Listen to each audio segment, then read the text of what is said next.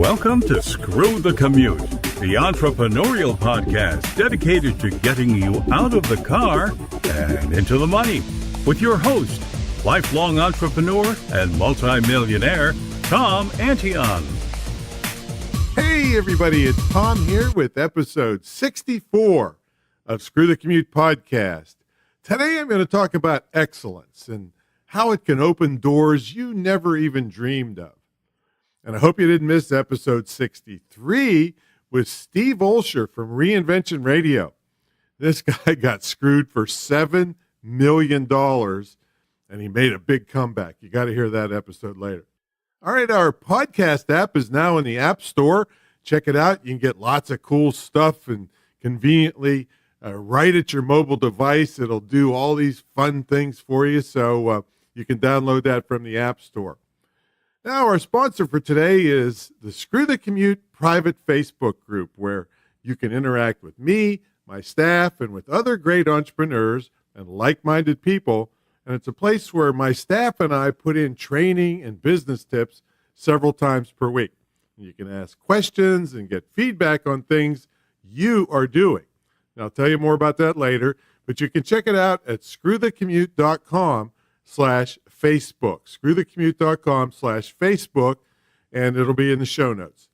Now let's get to the main event. Well, I know that this is going to seem like a brag fest of things that I've accomplished, and I assure you it's not. And I actually could include tons more stuff that I've done in my life. The goal of this episode is to inspire you to see how using pretty darn simple methods and principles could change your life and your accomplishments completely and make good things happen for you that right now you might not even be able to dream of. So excellence and what it can mean to your life in both the short run and the long run is what I'm going to talk about. See, I was fortunate from an early age. I had a good role model for excellence. I can remember being maybe 8 or 9 years old watching my dad wire a breaker box for a house. I mean, he was making the wires lay totally flat against a wooden backboard and making a gorgeous 90-degree bend to head them towards the electric box. And I vividly remember asking him, well, why he didn't just cut across towards the box instead of making the 90-degree bend and save wire. I'll never forget this, man. He stopped what he was doing, and he sternly looked me in the eye, and he said, don't you ever do a poor job at anything just to save a little bit of cost or trouble. I can remember that as if it happened yesterday. And he said, years from now, someone will look at this job and know a professional did it. And he also said if there's ever any trouble, they'll be able to troubleshoot it much easier. And then he said it again. Don't you ever do shoddy work at anything you do. And that one lesson has done me well over many years. And not everything worked to the level I wanted it to, but it worked out way better than it would have had I not been raised with the principle of excellence.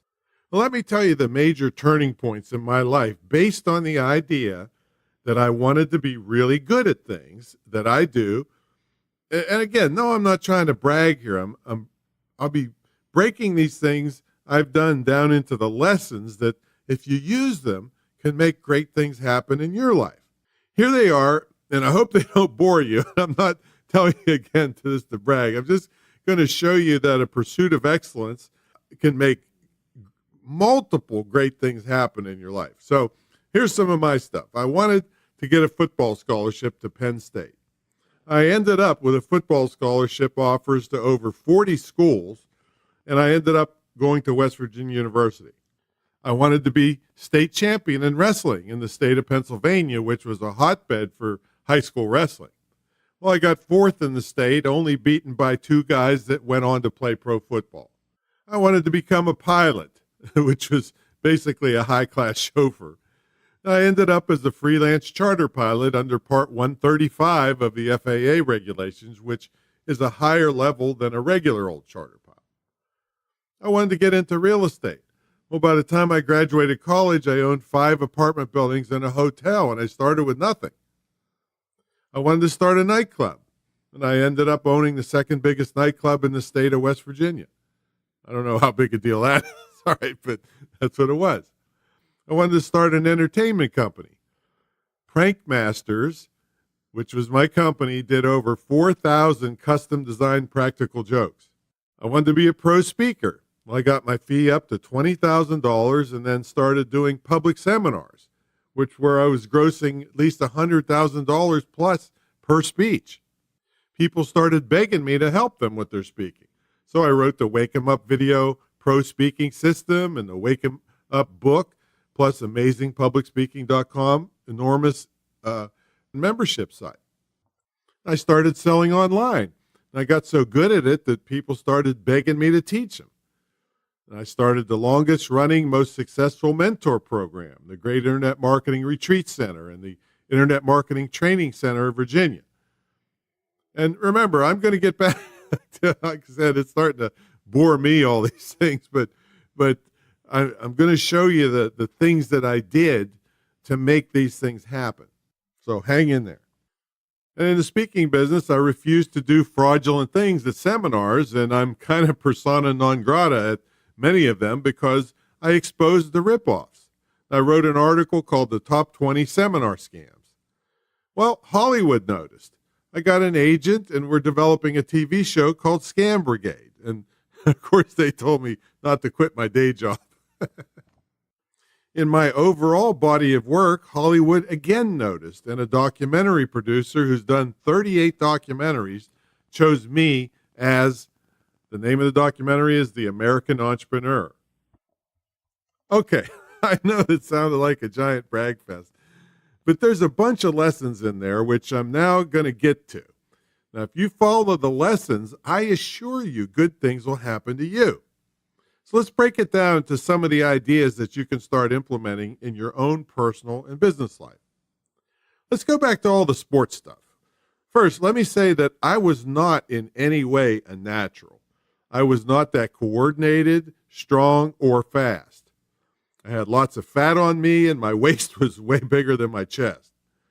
So how is it that a non-coordinated, weak fatty, all right, could achieve quite a bit in sports? Well, it boils down to persistency and consistency. See, when I made first team at a top 20 football school, it wasn't because I was the strongest or fastest, not even close.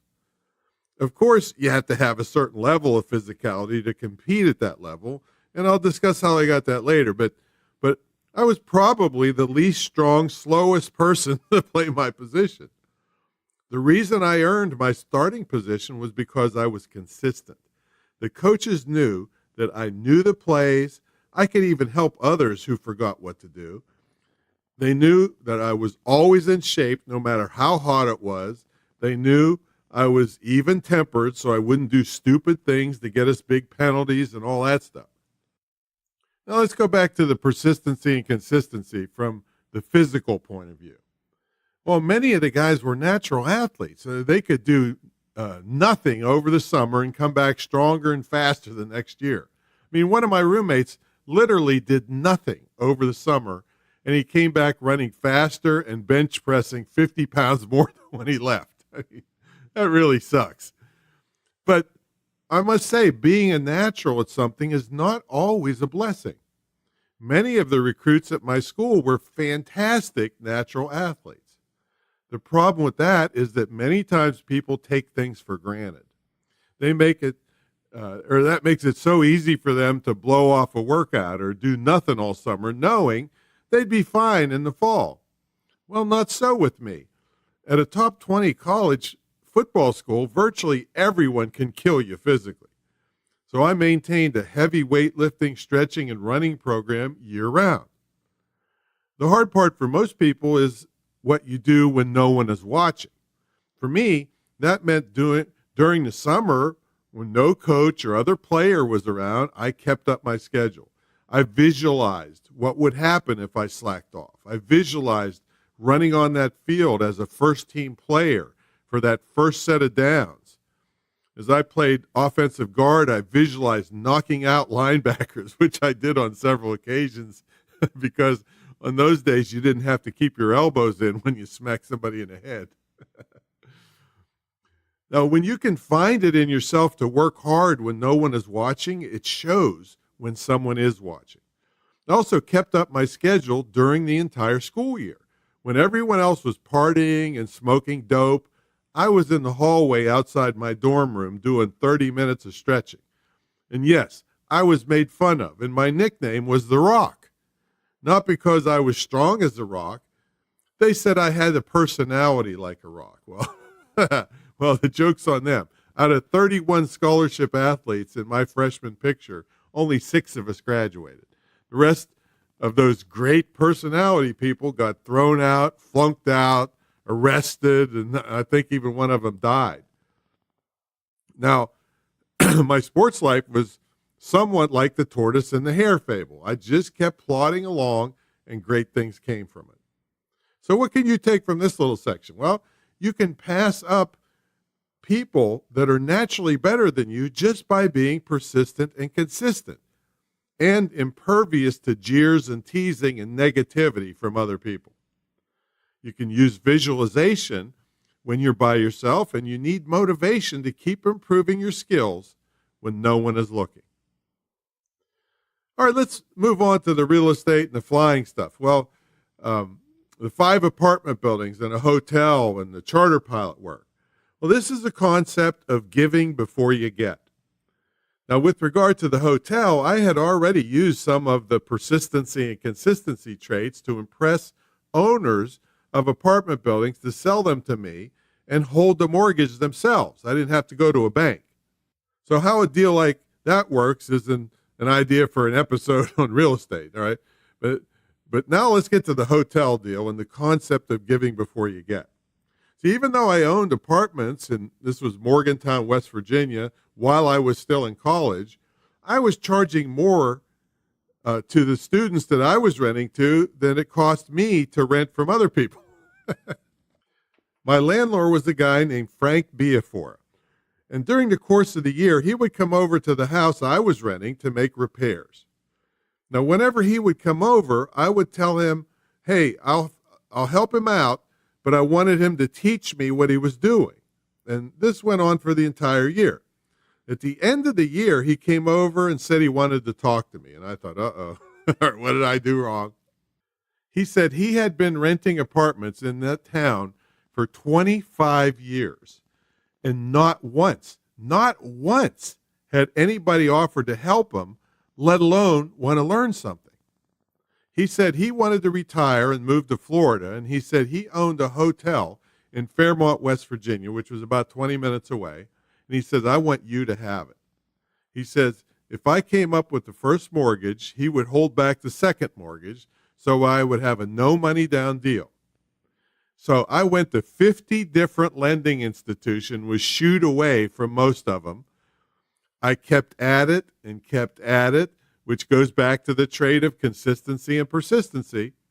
And I finally got the first mortgage. I paid it off, I paid him off, and I cleared about $65,000 a year and then sold it out to the city for 6 figures and ended up making about 400 plus thousand in over 6 years. And while I was still I just got out of college, but when I was in college is when I got it for a couple years. And I only had to go down to the place 1 day a week to pick up deposit slips and make any small repairs. So what do we learn from this? And what does it have to do with excellence? Well, being persistent and consistent is always an excellent trait in a person. And also giving before you get is an excellent trait and normally pays off handsomely. All right. Hey, Tom, what about the flying and charter pilot stuff? Well, okay, let's talk about that. Well, it's very expensive to take flying lessons. The beginning stuff is not that bad, but when you get into commercial and multi-engine and instrument ratings that let you fly in bad weather, it can be really, really expensive. Plus, you've got tons of military guys with jet experience, and there wasn't that many jobs to go around. So what did I do? I hung out at the airport.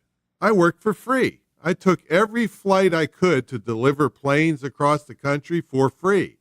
I picked up brand new planes at the Cessna factory in Wichita, Kansas, and flew them back to Pittsburgh This is really funny. In those days, the planes didn't come with any radios or navigation stuff. It was just the engine. All right. And so you had to have your radios installed at a local radio shop. Well, I would pick the plane up in Wichita and fly down Route 70 reading the road signs to get back to Pittsburgh. Well, the point is I was able to build all my hours to get my commercial, multi-engine, and instrument hours by working hard for free. And I got paid back with a very expensive education. And then they trusted me so much, I was hired for $30 an hour. This is in the late 70s. And for a couple years until I got sick of being pretty much, like I said, a high-class chauffeur. So what were the excellent traits here? Well, I was always on time or early for flights. Sometimes I slept at the airport to make sure I was absolutely ready for critical flights.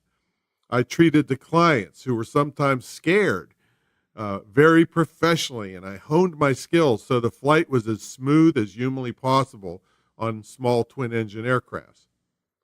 So you see, excellence can be as simple as being on time consistently, treating people professionally, and giving before you get. And I guess a few sore backs from sleeping on the couch at the airport. All right, let's switch to the nightclub pizza shop days. Excellence there was not being chintzy on the cheese and pepperoni, and delivering on a realistic time schedule, and getting the orders right every time, and being courteous at the cash register, and waiting tables, and keeping things clean, and being professional in handling of drunks and troublesome guests because we served alcohol.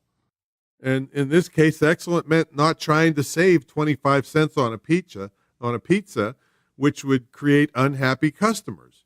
It meant giving a level of courtesy not really known at a pizza shop and bar. And it also goes back to a recurring theme of being on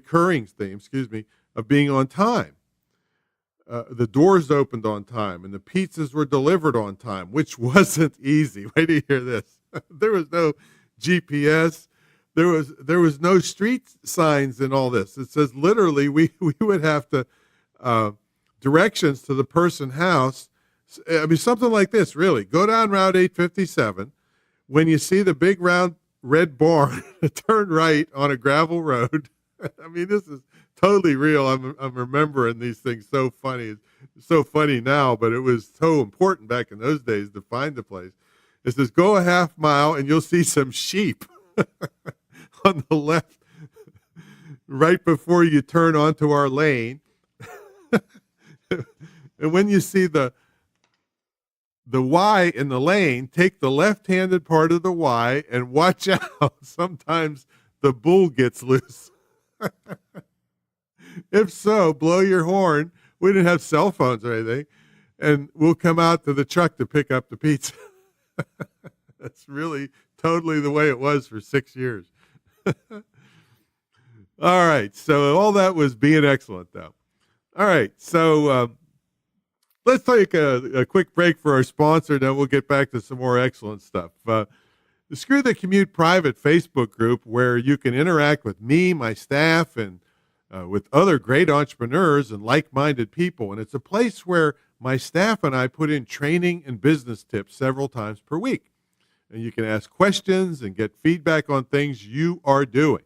And I give you quick tips that have made and saved me tons of money over more than 40 years in business. And myself and my staff also give you more in-depth postings on all kinds of business topics. So check it out in the show notes at screwthecommute.com/Facebook. And let's get back to today's great guest, which is me.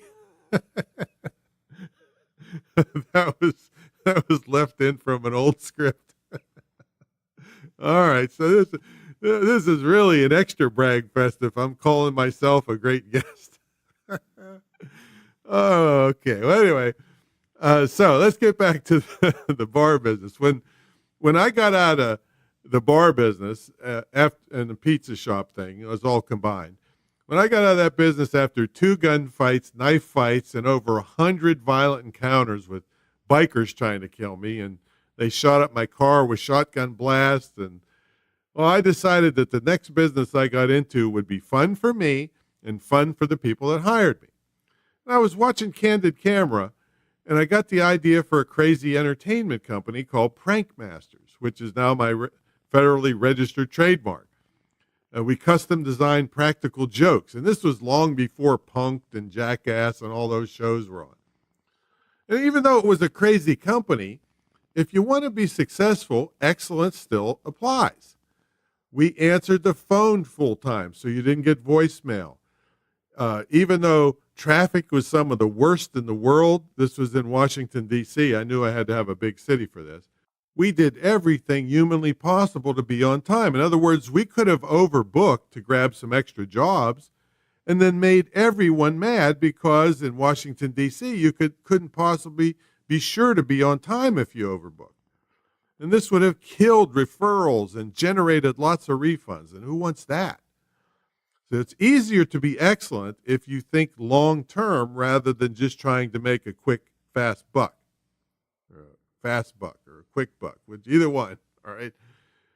Now, we did more than 4,000 jobs in that business with me doing over 1,000 comic performances personally, and I wrote custom humor every day of my life for most of those jobs.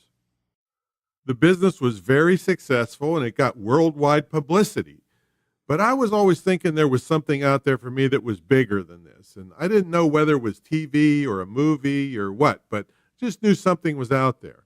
And it's a bizarre story for another time, but I found the next bigger thing for me. It was professional speaking. I mean, it was perfect. I had lots of business experience, and I had lots of comic timing from being on stage all those times. The only thing I didn't have was the skill to create speeches and getting professional speaking jobs. So I relied on another thing my dad taught me. If you need to learn something, study like crazy and work with it until you master it.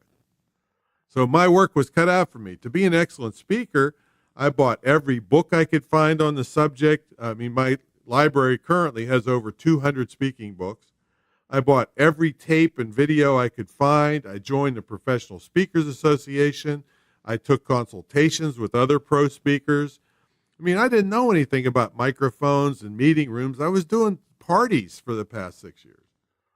So this is my first example of how my quest to be excellent as a pro speaker had unintended good consequences.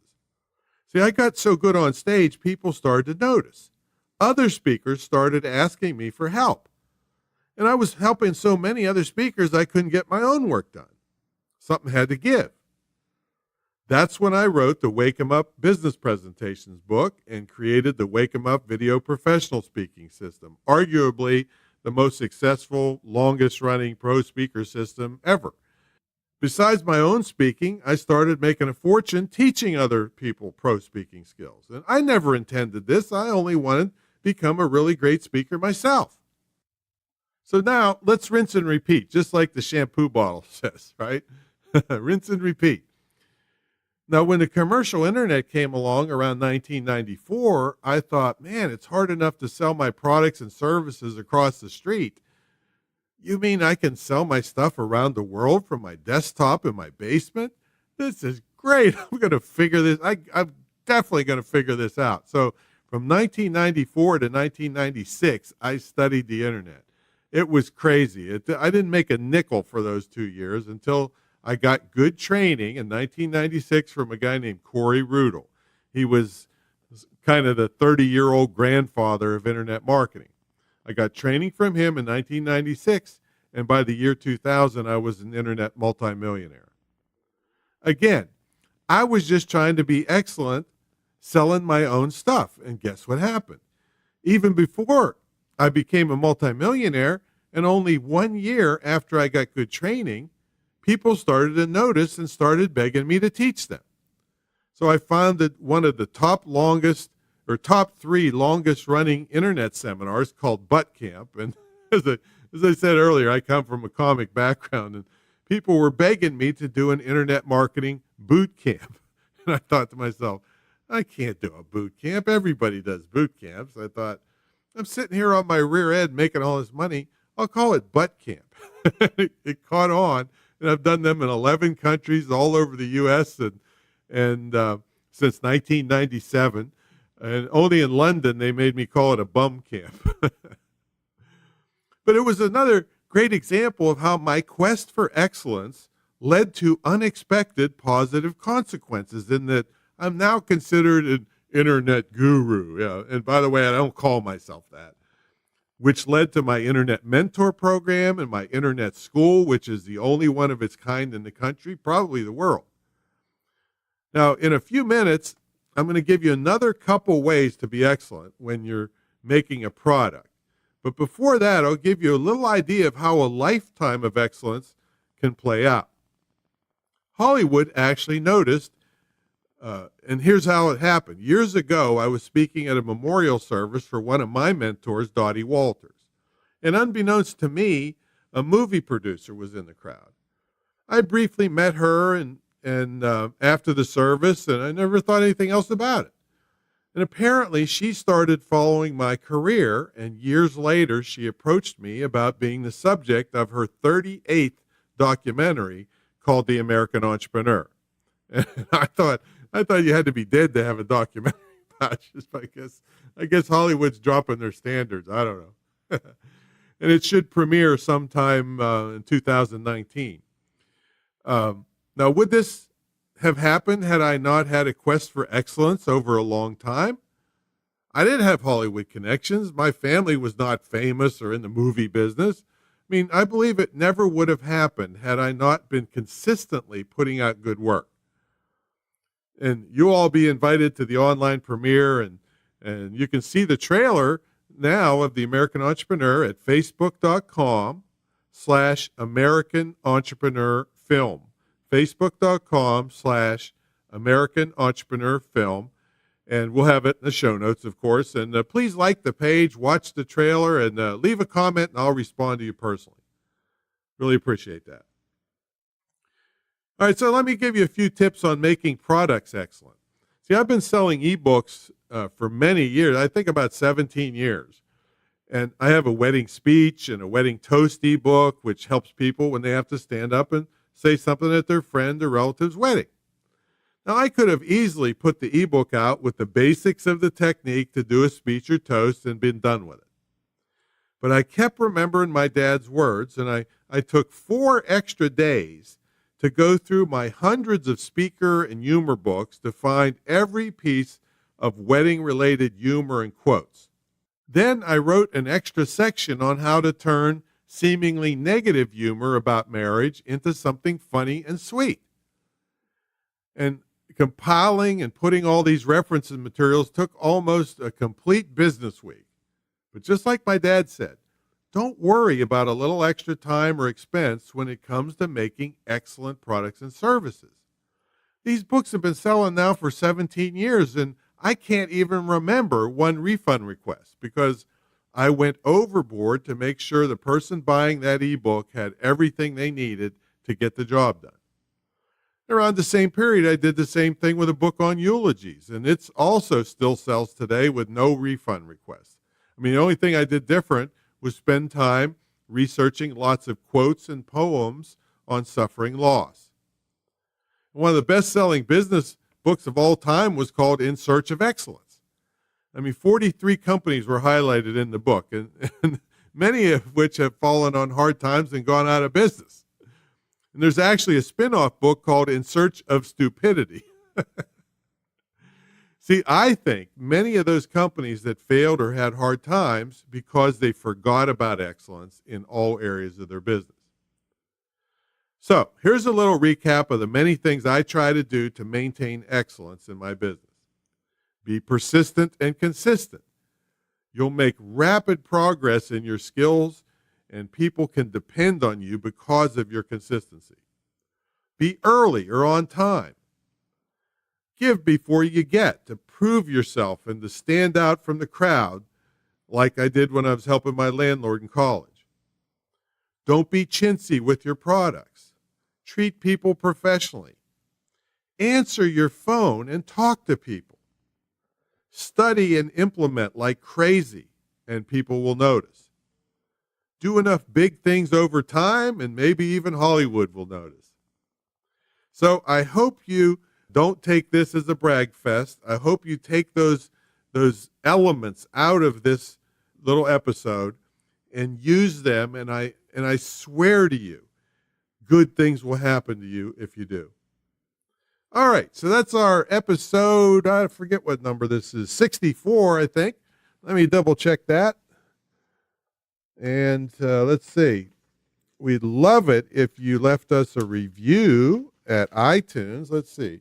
Yep, episode 64. And if you don't know how to do that, we have instructions over at screwthecommute.com.